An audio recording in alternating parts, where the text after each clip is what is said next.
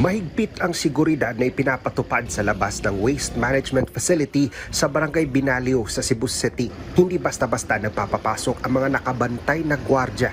Nakaabang din sa labas ang ilang mga kaanak ng mga pinaghahanap pang mga natabunan ng gumuhong mga basura. Maging ang mga miyembro ng lokal na media ay nakabilad sa init ng araw, nag-aabang ng anumang impormasyon. Ilang araw na rin nagpapatuloy ang search and rescue operation at kahit na lumiliit ang tsansa na may mga buhay pa sa mga biktima, hindi nawawala ng pag-asa ang mga nakaabang na mga kaanak na hindi umaalis para lang may makuhang balita sa kanilang mga mahal sa buhay na hindi pa nahahanap. Dahil dito, napag-isipan ng magkapatid na ito na nakatira malapit sa landfill na mamigay ng libreng pagkain sa mga taong masasalubong sa labas ng waste management facility.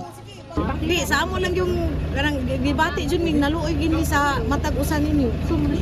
Ang gining ihatag para malibre yung pagkaon. Pagkuha lagi mo. Namo gyud kasing-kasing maluloy mo. Sa ma'am, Maluoy jud ta. Bati jud ta kay sahira bag kita. Oh, yan ang inahanglan.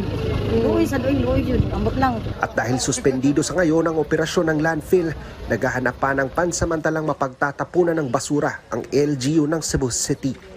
So what we're trying to do now, we're asking DNR to give us a go signal where tabang taghangyo dito sa mga LGU kung kinsa nga nagtungod nga LGU nga makalabay ta bisan lang 15 days.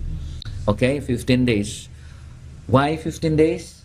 Kay aron ang lugar nga dinhi sa prime nakahimo lang sila og kanang temporary recovery na ibutang lang nila nato ang garbage nga wa pa nato mabutang sa klaro nga landfill, but bisan pa gani temporary na agihapon na sila himuon nga safety net nga aprubahan sa DENR.